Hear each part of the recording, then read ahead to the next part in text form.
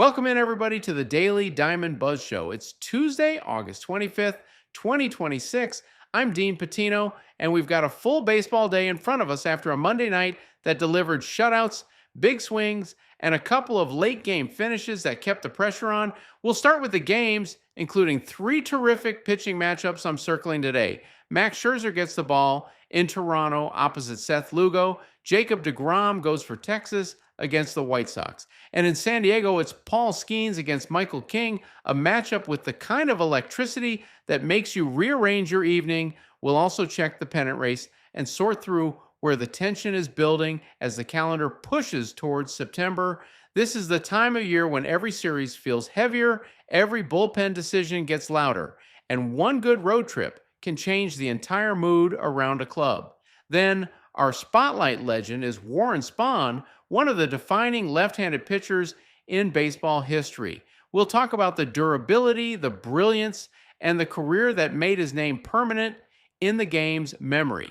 And in Dean's Take, I've got a strong opinion on why baseball needs to put division rivalries back at the center of the schedule. Familiarity creates tension. Tension creates history. And history is what turns an ordinary Tuesday night into something fans remember. Scherzer, Skenes, Spahn, and the case for division rivalries. Let's get into it. Let's take the trip around the league, and we'll begin with a statement win in Seattle.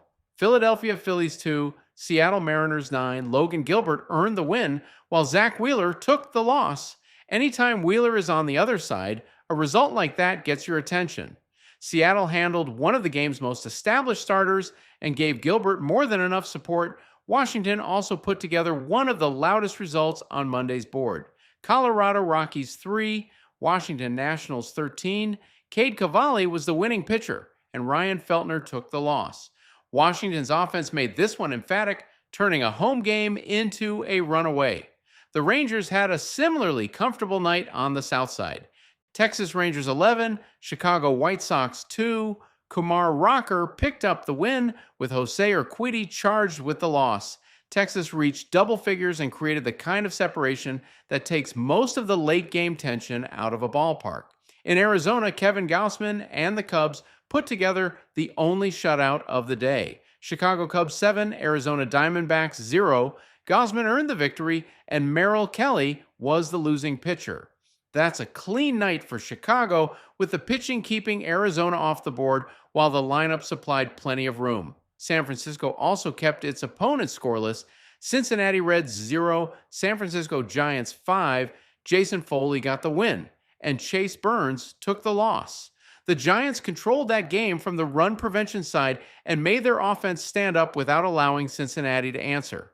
Tampa Bay opened its visit to Detroit with a strong all-around result. Tampa Bay raised 4, Detroit Tigers 1.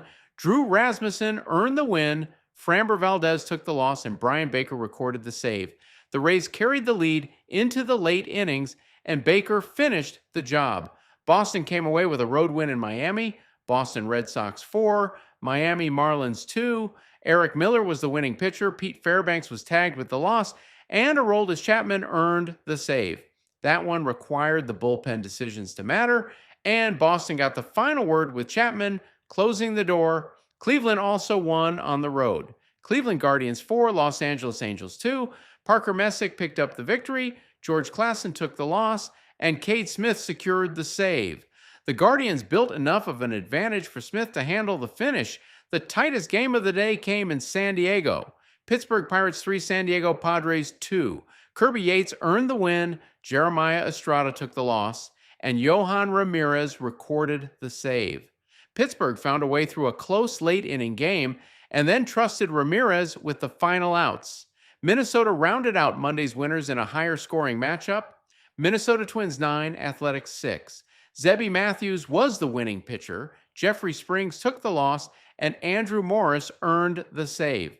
The Twins generated the offense they needed, and Morris made sure the lead held at the end. Now we turn to Tuesday, and nothing is underway yet. We don't have any finals today either, so the entire Tuesday board is still in front of us. All 15 games are waiting. My first stop is Toronto, where Seth Lugo goes for Kansas City against Max Scherzer and the Blue Jays. That's a fascinating contrast between Lugo's craft and Scherzer's power and intensity. It's the kind of matchup where the different styles are part of the attraction. Out west, Paul Skenes gets Michael King as Pittsburgh visits San Diego. Those are two pitchers capable of controlling a game from the opening pitch, and I'll always make time for a matchup with Skenes on the mound. Then there's a heavyweight National League meeting in Atlanta. Tyler Glasnow starts for the Dodgers against Bryce Elder and the Braves. Glasnow brings the kind of swing and miss stuff that can dominate any lineup, but Atlanta is never a comfortable assignment. The rest of the board has plenty to offer. Tampa Bay sends Ian Seymour against Jackson Jobe in Detroit. Boston has Peyton Toll scheduled in Miami, with the Marlins starter still to be announced. Andrew Alvarez is set for Washington against Colorado, whose starter is also still to be announced.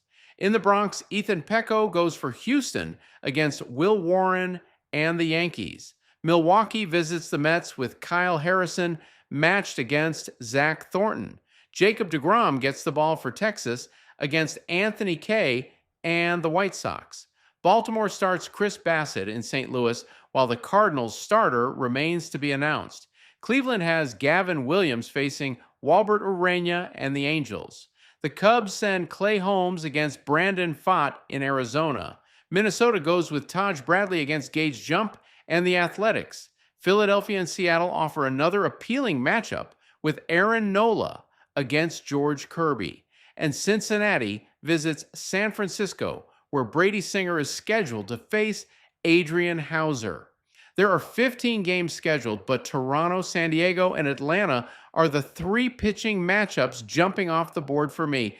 Nothing has started, nothing has been decided, and the full night of baseball is still ahead. Let's check the pennant races. And the American League is where the pressure is really building. The Rays lead the East at 78-53, with the Yankees 3.5 games back at 74-56. Boston is 72-59, 6.0 back, and riding a 4-game winning streak. The Yankees are at plum 9.0 in the wild card picture, while the Red Sox are at plus 6.5, so both have meaningful protection. Toronto at 64-68 is 2.0 games back of a wild card, and Baltimore at 63-68 is 2.5 back.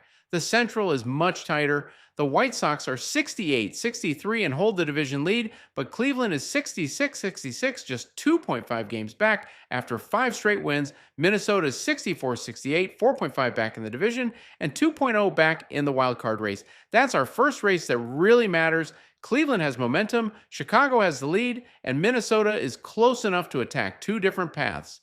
Over the next couple of weeks, every head-to-head opportunity and every series against a struggling club becomes magnified. The West is even closer. Texas leads at 66-66. Houston is 65-66, only 0.5 games back, with Seattle at 63-69 and 3.0 back. The Astros are also 0.5 back in the wild card picture, while the Mariners are 3.0 back. This is the most fragile division lead on the board. Nobody has created separation, and one good week can completely rearrange it. In the National League East, Atlanta is 76-55 and leads Philadelphia by 3.5 games. The Phillies are 73-59 and sit at plus 2.0 in the wild card race. Miami is 67-65, 9.5 back in the division, and 4.0 back in the wild card picture. Milwaukee owns the Central at 81-50. The Cubs are 76-56, 5.5 games back, and at plum 5 point in the wildcard standings. That division gap is real, but Chicago has built itself a strong second route. St. Louis at 66 is 5.0 back of a wild card. Out west, the Dodgers are 80-51, have won 6 straight, and lead San Diego by 9.5 games. The Padres are 71-61 and currently hold the wildcard line. Arizona is 69-63 and 2.0 games back of it. So the biggest focus belongs on the American League Central and West, with the National League East still worth watching. The next couple of weeks are about pressure tolerance. The leaders need to avoid a wobble, and the pursuers need winning stretches now before the calendar removes their margin for error. When I think about Warren Spahn, I think about endurance, brilliance, and one of the smoothest left-handed deliveries baseball has ever seen. There was rhythm to it. There was balance. And behind that graceful motion was a competitor who kept taking the ball, kept getting outs, and kept building one of the greatest pitching careers the game has ever known. Spahn's major league career stretched from 1942 through 1965, with his prime coming for the Braves. Just consider the sweep of that timeline. Baseball changed around him, hitters changed, expectations changed, but Spahn endured, adapting without losing the qualities that made him special. And his journey was not uninterrupted. Spahn stepped away from baseball for military service during World War II. That matters when we look at the final record, because those were years when he might otherwise have been pitching in the major leagues. He returned from that experience and built a career that still towers over the sport generations later. The numbers are extraordinary. Spahn finished with a record of 363 and 245, a 3.09 ERA, 2,583 strikeouts, and 63 shutouts.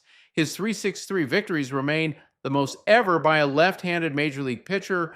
That is not merely a mark of longevity. You cannot win that many games simply by hanging around. It takes excellence, resilience, adjustment, and the trust of a club that believes you can control a game every time your turn arrives. Those 63 shutouts tell another part of the story. Spahn worked in an era when the starting pitcher was expected to carry the game.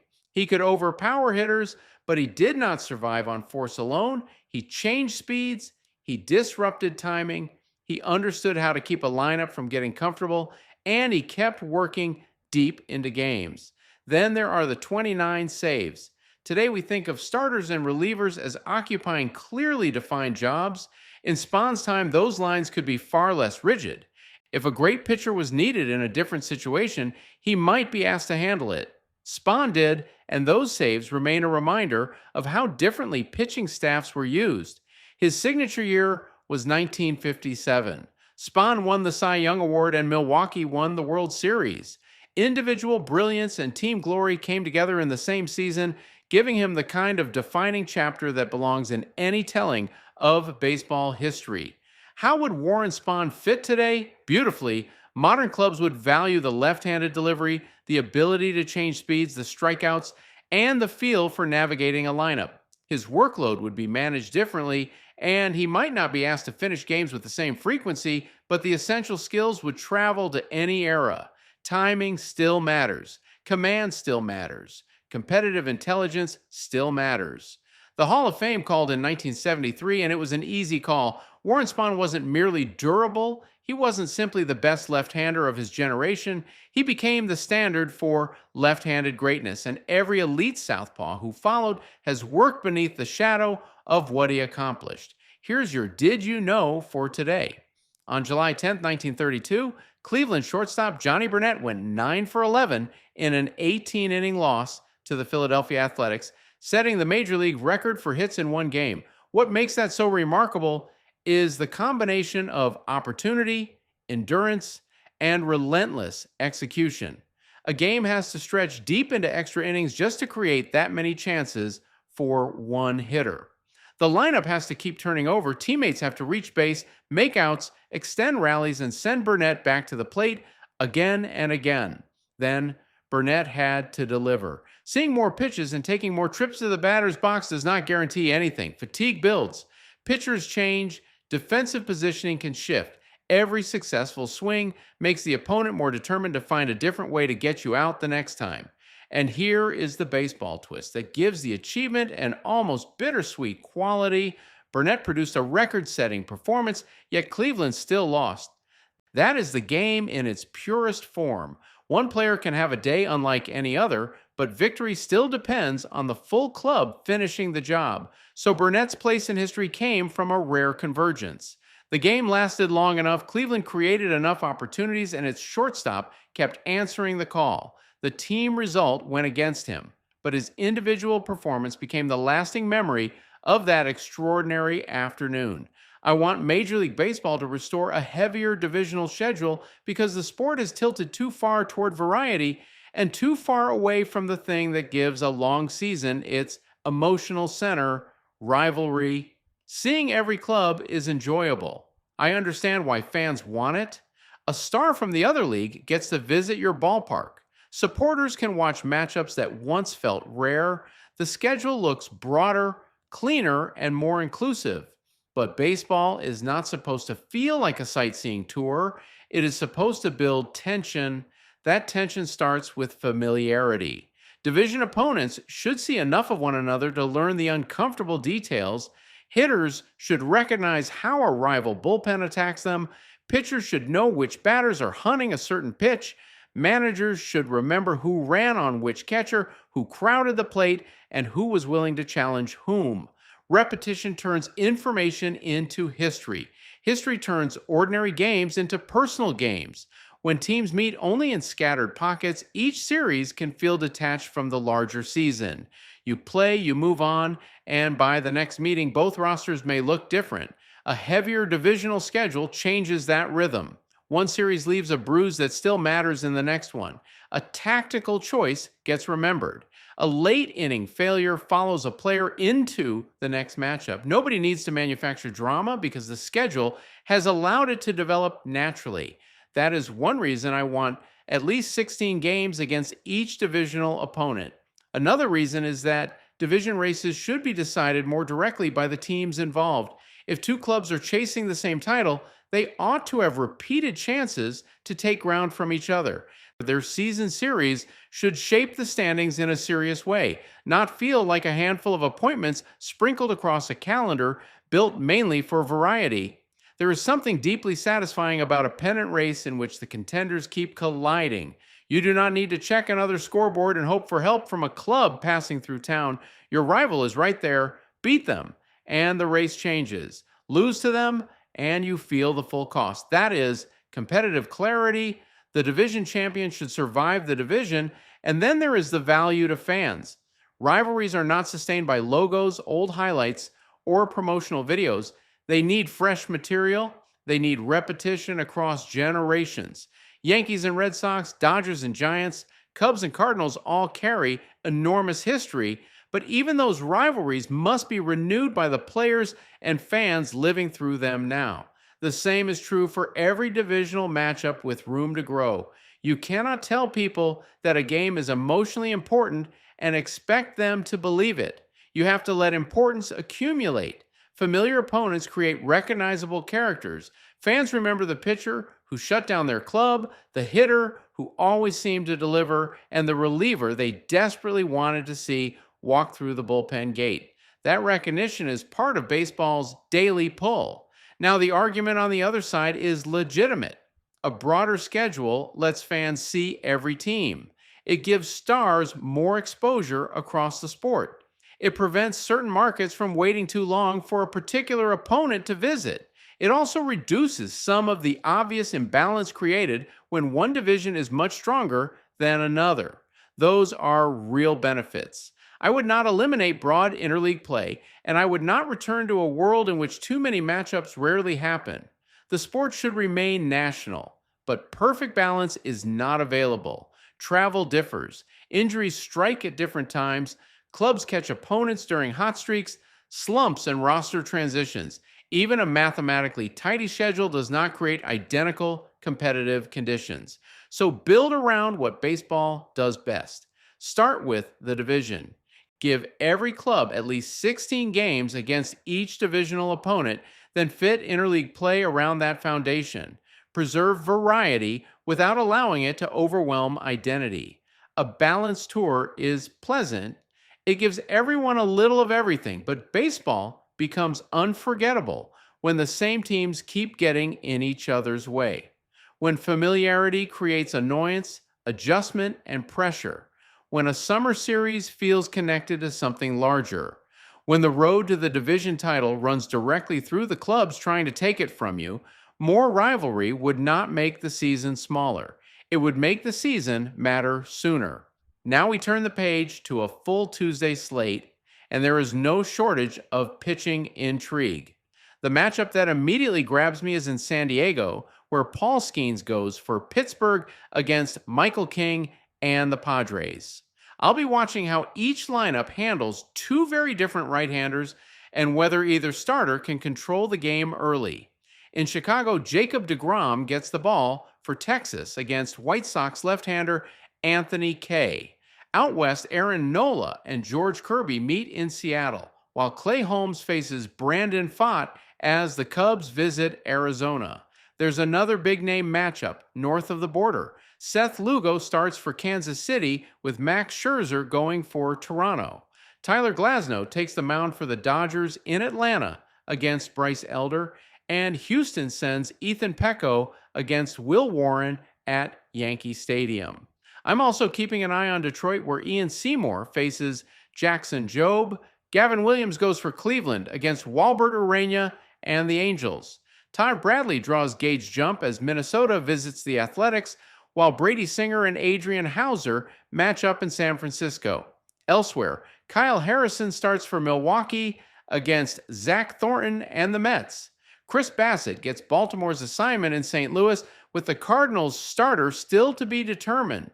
Peyton Toll goes for Boston and Miami, where the Marlins have not named their probable starter. Colorado's starter is also still to be determined against Washington's Andrew Alvarez.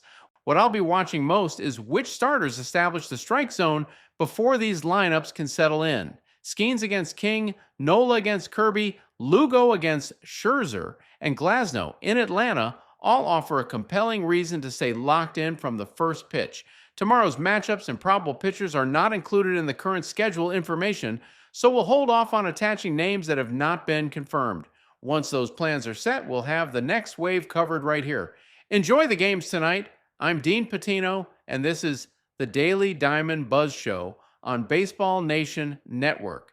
That's your Daily Diamond Buzz. What happened, why it matters, and what's next. Everything baseball, every day, every era. Come see it all at Baseball Nation Network. I'm Dean Patino. We'll talk tomorrow.